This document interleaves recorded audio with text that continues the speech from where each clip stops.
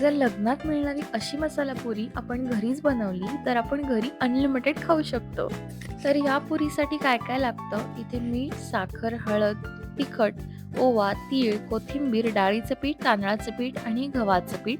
इथे गव्हाचं पीठ जास्त घ्यायचं, डाळीचं पीठ थोडंसं कमी घ्यायचं आणि तांदळाचं पीठ त्याच्यापेक्षा थोडं कमी घ्यायचं. त्यानंतर घालायचं मीठ, साखर, नंतर घालायची हळद, मग घालायचा ओवा, तीळ घालायचे आणि मग घालायचं तिखट. तर इथे जे हे तिखट वापरलं आहे हे तिखटपणासाठीचं आहे, हे रंगाचं तिखट नाही आहे.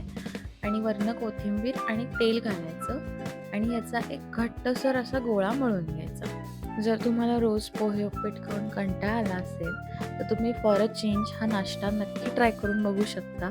या पुऱ्या खूप सुंदर होतात, छान फुगतात. पाहुणे आले तरी तुम्ही त्यांनाही हे एक ब्रेकफास्टमध्ये देऊ शकता.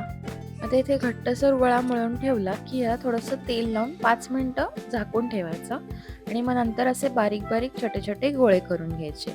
इथं पुरी तळायसाठी सगळी तयारी करून घ्यायची.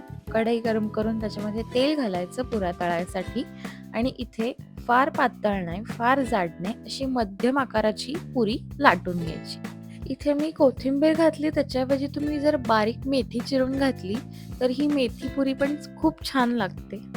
तर आता मी इथे दाखवल्याप्रमाणे अशी फार जाड नाही, फार पातळ नाही अशी पुरी लाटून घ्यायची. तेल गरम झालेलं असतं, त्याच्यामध्ये ही पुरी घालून घ्यायची आणि मग ती अशी फुगते छान. आणि मग आपली रेडी आहे मस्त अशी लग्नात असणारी तिखट मिठाची ही पुरी. तुम्ही नक्की ट्राय करून बघा आणि कशी वाटली मला रेसिपी मला नक्की कमेंट्स करून सांगा.